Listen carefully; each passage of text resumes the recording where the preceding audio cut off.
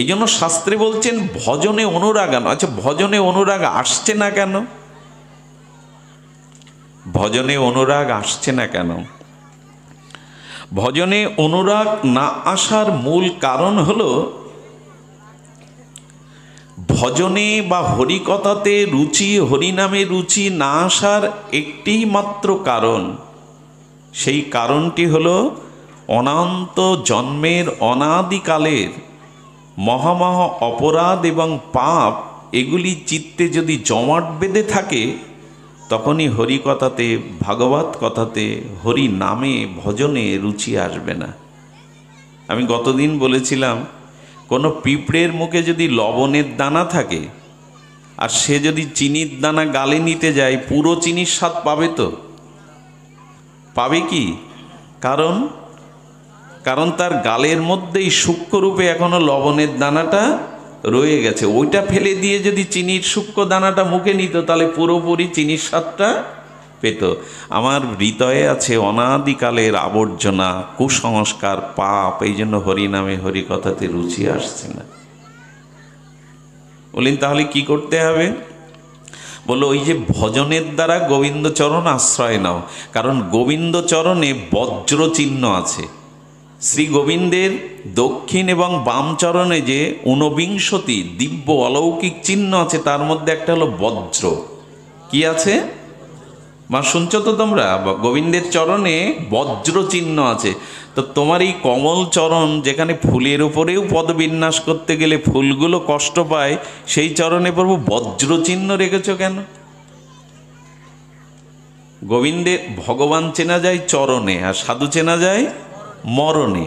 তো গোবিন্দের চরণে যে ঊনবিংশতি দিব্য অলৌকিক চিহ্ন আছে, তার মধ্যে একটা বজ্র। গোবিন্দ বললেন, যে ভজনের দ্বারা আমার চরণে সমর্পণ করে, আমার চরণাশ্রয় করে, আমার চরণে বজ্র রেখেছি কেন? যেন আকাশ থেকে বজ্রপাত হলে যেমন পাহাড়ও চূর্ণ বিচ্ছিন্ন হয়ে যায়, যে আমার চরণাশ্রয় নেয়, তার অনাদি অনন্ত জন্মের যে পাপের পাহাড় জমে আছে, আমার চরণাশ্রয় নিলে সেই বজ্রের দ্বারা তার পাপের পাহাড়কে আমি চূর্ণ বিচ্ছিন্ন করে ভেঙে ফেলে দিই। চূর্ণ বিচ্ছিন্ন করে দিয়ে আমার চরণ আশ্রয় করলেই। আচ্ছা, গোবিন্দ বলছেন ধ্বজ চিহ্ন কেন? গোবিন্দের চরণে আরেকটি চিহ্ন হলো ধ্বজ, মানে পতাকা, বিজয় পতাকা। বললেন, দেখো, জন্ম মৃত্যু জরা ব্যাধি কাল কবলিত অভিশাপে তুমি সারাটা জীবন পরাজয় হয়েছে, শান্তি পাওনি, নিজের উদ্ধার করতে পারোনি। এই জগৎ জন্মে মনুষ্য জন্ম পেয়েও নিজের ফসলটা ঘরে তুলতে পারোনি, প্রেম ভক্তি। কিন্তু আমার চরণে শরণাগতিতে যদি আশ্রয় নাও, আমি চির প্রেম ভক্তির বিজয় পতাকা নিজেই তুলে দেব। আমার ধ্বজ আমি তুলে দেব। পৃথিবীতে যশ গান কার হয়? যারা আজকের নেতা, আজকের যারা নেতা দেখবেন, তাদের জন্য কত তোরণ নির্মাণ হয়, তাদের নিয়ে বই লেখা হয়, বক্তব্য দেওয়া হয়, তাদের ফুলের মালা পরানো হয়, বড় আসন দেওয়া যায়। আজকের যিনি মন্ত্রী, আজকের যিনি নেতা, আগামী দিনে ক্ষমতায় যদি তিনি থাকেন, এই সম্মান তাকে দেবে তো লোক? বরঞ্চ অনেক পুরাতন নেতাকে এখন জেলে পোরা হচ্ছে, সে যে দেশেই হোক। তাহলে আজকের যে সম্মান পাচ্ছেন, নেতা হয়ে চেয়ারে বসেছেন, আগামী দিনে ক্ষমতা হারালে আপনাকে এই সম্মানটা টেনে অনেকের নামাবে। তো শাস্ত্র বলছেন, গোবিন্দ বললেন, যে আমার চরণে আশ্রয় নেয়, আমার চরণে সমর্পিত হয়, তাকে আর নেতাদের মতো কেউ টেনে নামাবে না। তার বিজয় গৌরব আমি চিরদিনের মতো তুলে ধরব, বিজয় পতাকা আমি তুলে ধরব, ধ্বজ তুলে ধরব। জগতে কাদের ইতিহাসে কজনের নাম লেখা আছে? কজন ইতিহাসের মানুষকে মনে করে? একদিন যারা ইতিহাসে রাজা মহারাজার সম্রাট পিস্তা বলে, তাদের নাম মুখস্থ আছে তোমাদের? কি হলো তোমার সম্রাট? একটা কথা প্রায় মনে পড়ে, পৃথিবীর সপ্তম আশ্চর্যের মধ্যে ভারতবর্ষে একটি আশ্চর্য বস্তু আছে, সপ্তম আশ্চর্যের। তার নাম আপনারা জানেন, তাজমহল। স্ত্রী মমতাজের স্মৃতি রক্ষায় ভালোবেসে সম্রাট শাহজাহান তাজমহল করলেন, কিন্তু এর পরিণতি কি হয়েছিল জানেন? তাজমহলে এত অর্থ ব্যয় করেছিলেন, 22,000 মিস্ত্রি 22 বছর ধরে স্টোন দিয়ে, দামি স্টোন দিয়ে এই তাজমহল তৈরি করা হয়। বিশ্বের যাবৎ নেতৃবৃন্দ মহোদয় এলে দেখতে যায়, অনেকেই আমরাও যাই। কিন্তু অনেক দুঃখের বিষয়, পাশে মথুরা বৃন্দাবন, ওখানে কেউ যায় না। তো বৃন্দাবনের সাথে আর যদি একটু তুলনা করি, বৃন্দাবনের ধুলির সাথে ওই বনলক্ষ্মীর সাথে তাজমহলের তুলনা করি, তাজমহল যিনি গড়েছিলেন সেই শাহজাহান যখন স্ত্রী মমতাজের প্রতি তার স্মৃতি রক্ষার্থে রাজকোষ থেকে সব অর্থ ব্যয় করলেন, তার ছেলেরা, তার যুবরাজরা, সেই সময় তার সন্তানরা পিতার বিরুদ্ধে বিদ্রোহ ঘোষণা করলো। বেটা স্ত্রীর স্মৃতির জন্য রাজকোষে সব ব্যয় করে দিল, আমাদের জন্য কি বন্দি করে দিল। ইতিহাস যদি পড়েন, বন্দি করে দিল শাহজাহানকে, দাস দাসী দিয়ে দুটো অন্ন পাঠাতো, দীর্ঘদিন বন্দি করে রেখেছিল। তাজমহল করে জীবনে শান্তি পেয়েছো তুমি? পুত্রের হাতে বন্দি হয়ে দুমুঠো খেতে হয়েছে। কিন্তু বৃন্দাবনে যে গাছতলায় বসে সনাতন গোস্বামী রাধা মাধবের নিত্য ভজন করেছেন, সেই বৃক্ষকে কোটি কোটি লোক প্রণাম জানাতে যায়। সেই বৃক্ষকে আজকে ধুলি, যেখানে ধুলি নেওয়ার জন্য মানুষ গড়াগড়ি দেয়। জীবনে যদি বিজয় গৌরব পতাকা তুলতে চাও অন্য কিছুতে, আজকে যে ধনী, তার নাম ছিল এক সময় কি নাম, পাঁচু, আজকে তাকে পঞ্চানন বাবু বলে, টাকা আছে। কিন্তু যেই টাকা চলে যাবে সেই আবার পঞ্চানন না, পঞ্চানন বাবু না, পাঁচু। বাইরের সফলতা নয়, এটা নকল। আজকে যার রূপ আছে সে বিশ্ব সুন্দরী, এশিয়া সুন্দরী, লাক্স সুন্দরী হতে পারে।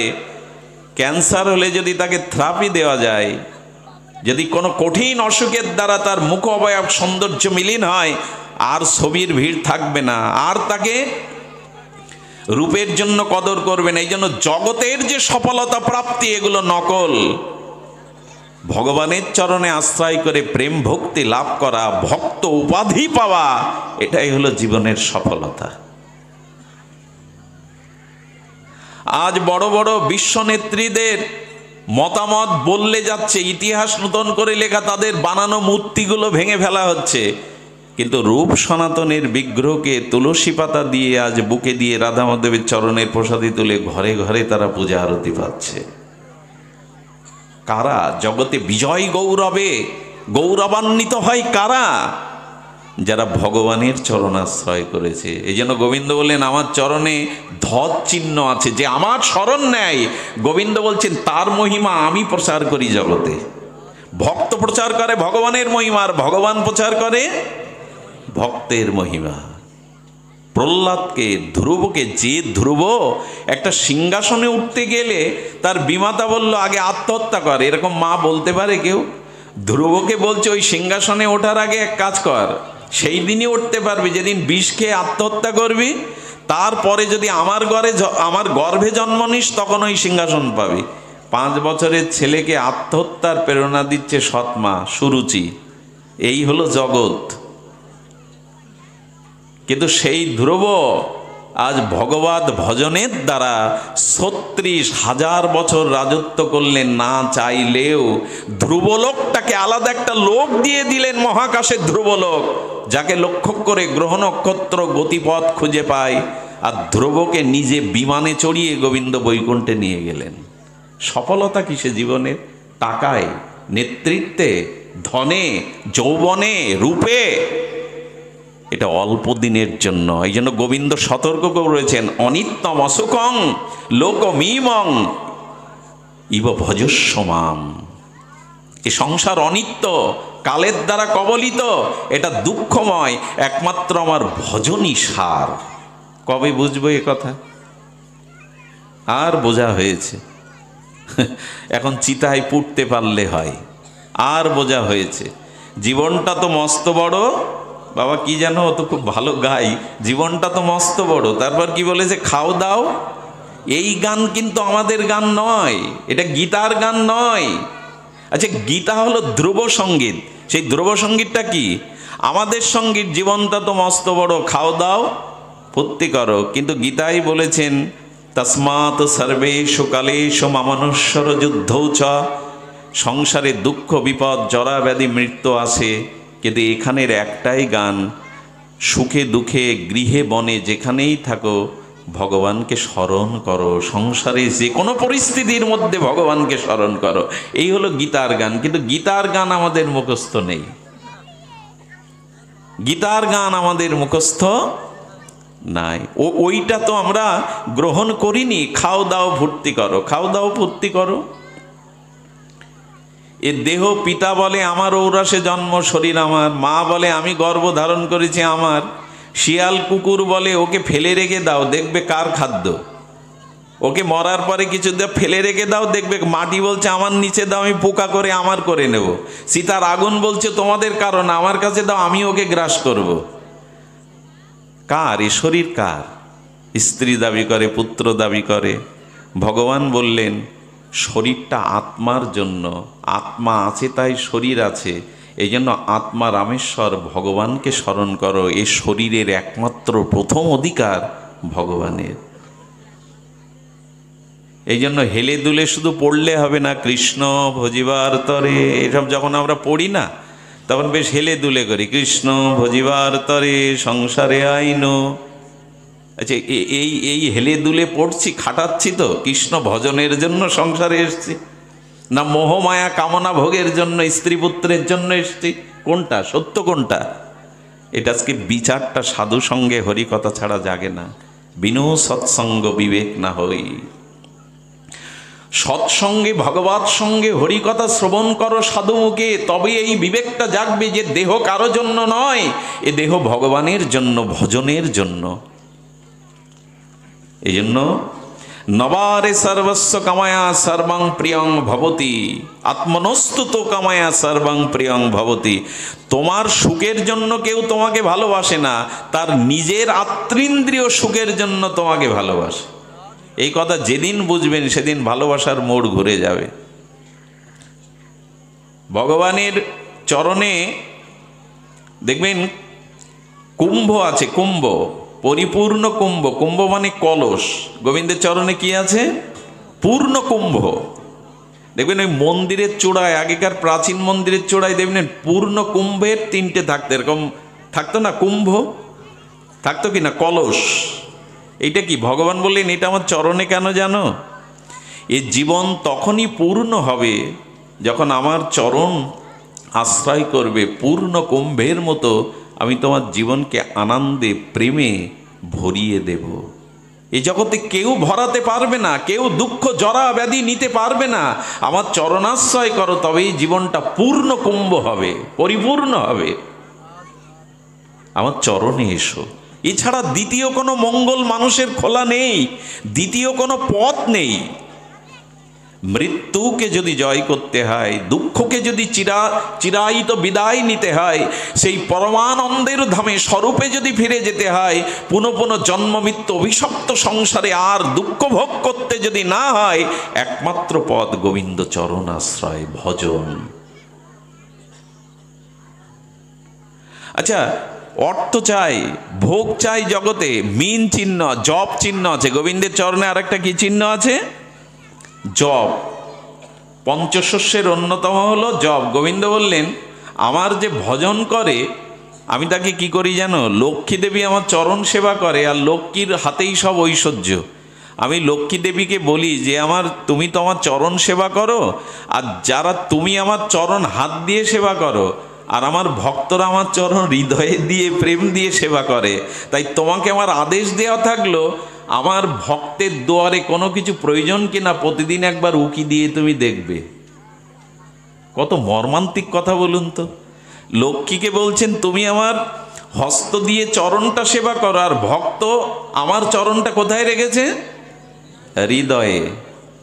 তো যে আমাকে হৃদয়ে রেখেছে আমার চরণ, লক্ষ্মী তোমাকে নির্দেশ দিলাম তার ঘরে উকি মেরে দেখো তার আহারের ব্যবস্থা আছে কিনা। এই জন্য সাধু পথে, ভজন পথে যারা এসেছেন তাদের দুটো জিনিস কেড়ে নেয় ভগবান। কোথায় থাকবো আর কি খাবো এই চিন্তা থাকলে সে সাধু হতে পারিনি। ভক্তর অন্তত এই দুটো চিন্তা গোবিন্দ হরণ করে নেয়, কোথায় থাকবো আর কি পাবো। রূপ গোস্বামী টের কদমে যাবেন, যারা বৃন্দাবনে যান, আজ ওই কাল কোলাহলের দিনে এই জায়গাটা গেলে আপনার মন কেড়ে নেবে। টের কদম রূপ গোস্বামীর ভজনস্থলী, বিরল। আজও কালকোলাহলের সময় এই স্থানটা আপনার গেলেই মন কেড়ে, চম্বুক যেমন লোহাকে আকর্ষণ করে। এবার যদি ব্রজযাত্রায় কেউ যান, সৌভাগ্য হয়, রাধারানী কৃপা হয়, টের কদমে যাবেন। এই টের কদমে সৌভাগ্য হয়েছিল যাওয়ার, তো সেখানে সেই স্থানটা দেখে মনে পড়ল রূপ গোস্বামীর স্মৃতি। সেই স্মৃতি আজও বহন করছে শ্রীধাম ব্রজমণ্ডল 84 ক্রোশে। একদিন রূপ গোস্বামী সকালে চোখ বুজে রাধারানীর চরণ চিন্তা করতে করতে বলছেন, শাক লতাপাতা সিদ্ধ করে দেই, তাও লবণও দেই না।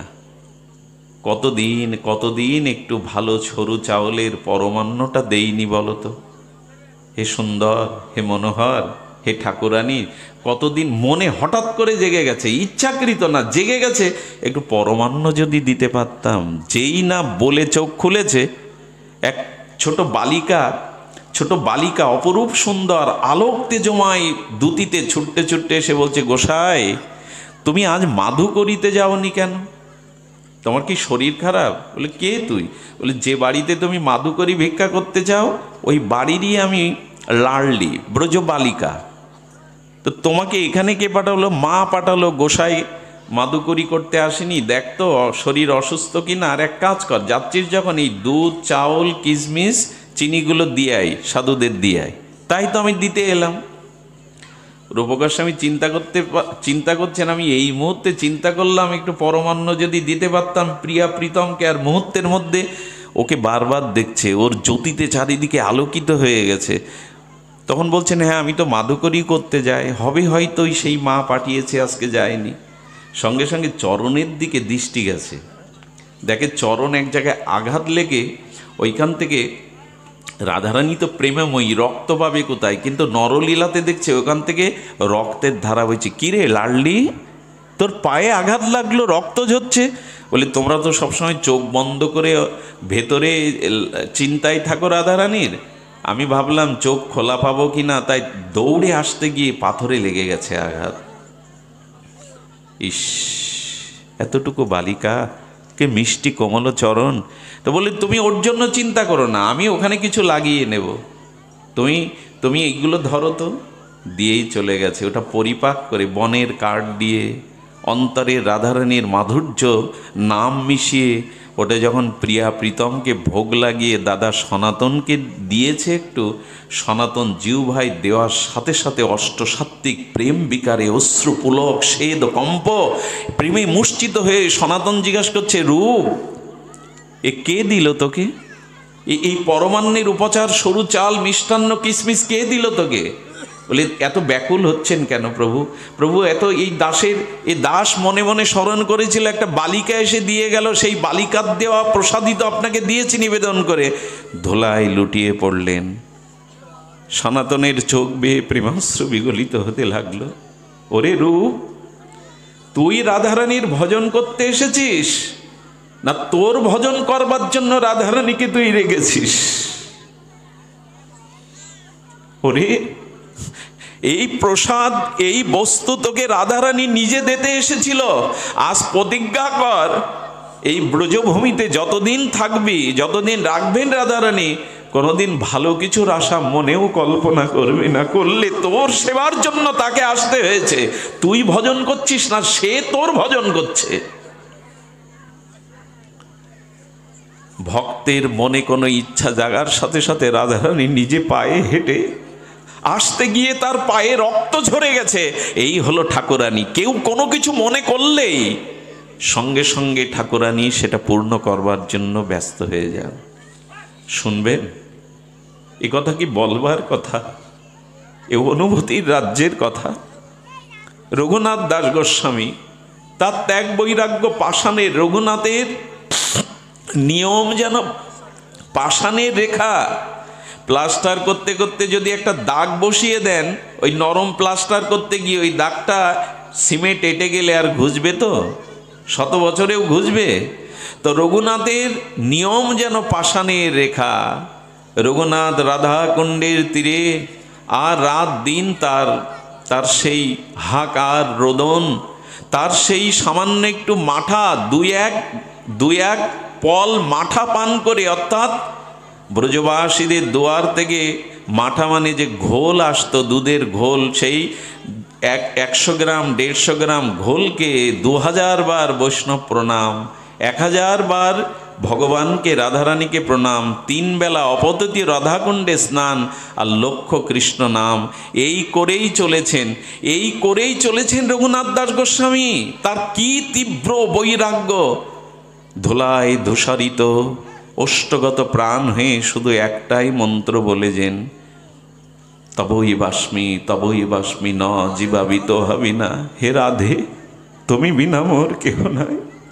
জমিদার পুত্র, সোনার চামচ মুখে নিয়ে হিরণ্য গোবর্ধনের পুত্র, সেই সময় 8 লক্ষ টাকা বার্ষিক আয় ছিল তখনকার দিনে, প্রায় 600 বছর আগে।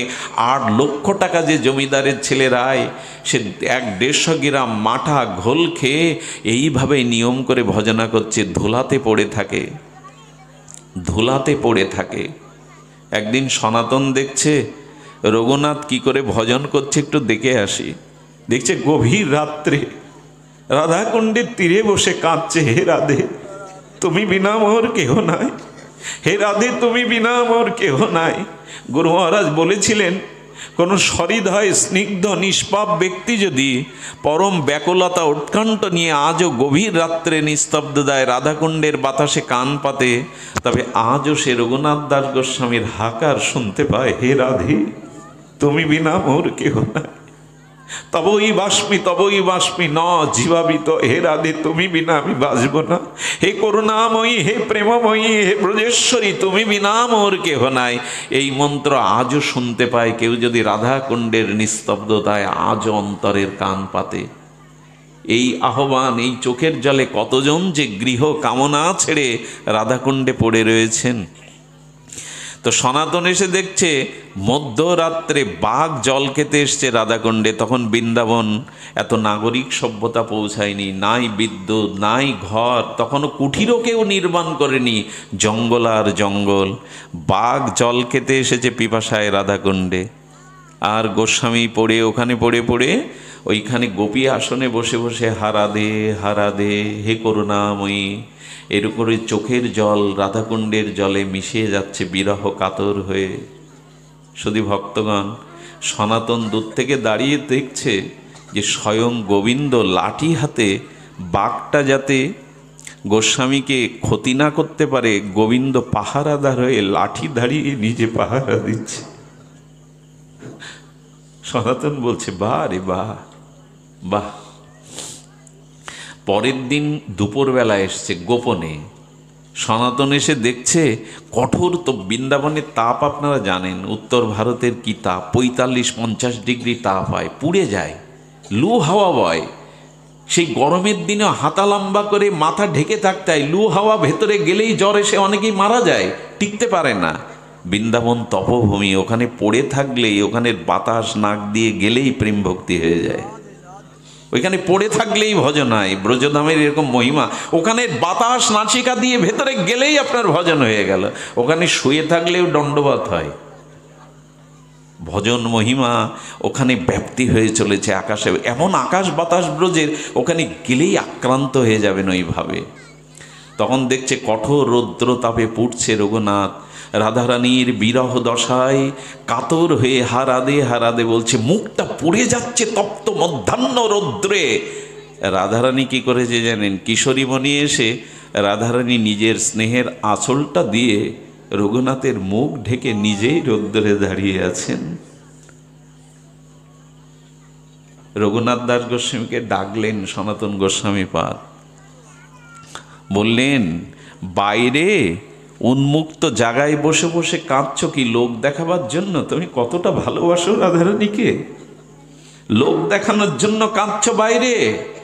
যাও আজ থেকে কুঠির করে ঘরের মধ্যে কাঁদবে, লোককে দেখানোর জন্য কাঁদবে না, লোককে দেখাবার জন্য কাঁদবে না। আসরকে শ্রোতাদের মনোরঞ্জনের জন্য চোখের জল নয়, নিভৃতে যদি ভগবানের চরণে কেউ এক ফোঁটা প্রেমাশ্রু দিতে পারে, নিভৃতে কোটি জন্ম তপস্যার থেকে এতে ভগবান বিগলিত হয়ে যান। গোবিন্দ বলেছিলেন, আমি পৃথিবীতে সব সহ্য করতে পারি, আমি সর্বং সহা, মাটি যেমন সব সহ্য করে আমিও করি, কিন্তু ভক্তের প্রেমশ্রু চোখের জলকে আমি সহ্য করতে পারি না। আমার হৃদয় উতাল পাতাল করে দেয়। আমি ওই একটা জিনিস মেনে সহ্য করতে পারি না, ভক্তের প্রেমশ্রু। যাও, সেই দিন থেকে বৃন্দাবনে কুঠির নির্মাণ হলো। এর আগে কুঠির ছিল না, গাছতলায় এক এক রাত্রি গোস্বামীরা থাকতেন। সেই দিন বলেছিল, রঘুনাথ তুমি রাধা মাধবের ভজন করতে এসেছো না ওদের ভজনে লাগিয়েছো তোমার ভজনে? প্রিয়া প্রীতম যেন কষ্ট না পায়, রাধারানী যেন তোমার কারণে কষ্ট না পায়। যাও, ভেতরে গিয়ে কাঁদো, বাইরে কেঁদো না। তোমার জন্য একজন রাতে পাহারা দেয় লাঠি হাতে, আর একজন রৌদ্র পড়ে তোমাকে আঁচল দিয়ে ছায়া দেয়। তুমি কেন তাদের কষ্ট দিচ্ছ? তুমি এসেছো তাদের সুখ দেওয়ার জন্য, তুমি কেন তাদের কষ্ট দিচ্ছ? এই হলো ভজন, এই হলো ভজন। ভগবানের চরণে নিষ্কিঞ্চন ভাবে আশ্রয় নিয়ে যদি অহেতুক ভগবানকে ভালোবাসা যায়, ভগবান বললেন আমার ব্রত হয়ে দাঁড়ায় সেই ভক্তকে আনন্দ দেওয়ার, তাকে সুরক্ষা দেওয়ার আমারই দায়িত্ব এসে দাঁড়ায়। জানেন, অনেকেই প্রশ্ন তোলেন, এত ভগবান ভগবান করলো লোকটা সারা জীবন, মরার সময় উন্মাদ হয়ে পাগল হয়ে মরল, কই ভগবানের নাম তো নিল না, মুখে তো কোনো বাণী ছিল না, শব্দ ছিল না, সারা জীবন গোবিন্দ গোবিন্দ করে সাধুসঙ্গ করে কি হলোটা? এরকম কাউকে বলবেন না। কেন জানেন? মৃত্যুর সময়ে যদি কোনো শুদ্ধ ভক্ত সারা জীবন হরিভজন করেও মৃত্যুর সময়ে তার স্মরণ না আসে, তবে জেনে নিন আমাদের বৃন্দাবনের এক মহাত্মা, তার হার্ট অপারেশনের জন্য 95 বছর বয়সে দিল্লিতে নেওয়া হলো। ডাক্তার তার হার্ট অপারেশনে রাজি হননি, বলেন 95% ওনার বাঁচবার আশা নেই। ভক্তরা বললেন ওনাকে বাঁচিয়ে রাখতে হবে, শেষ চেষ্টা করুন। তো ডাক্তার তার সমস্ত শরীরটা অবশ করে নিয়েছিল, এত বছর বয়স।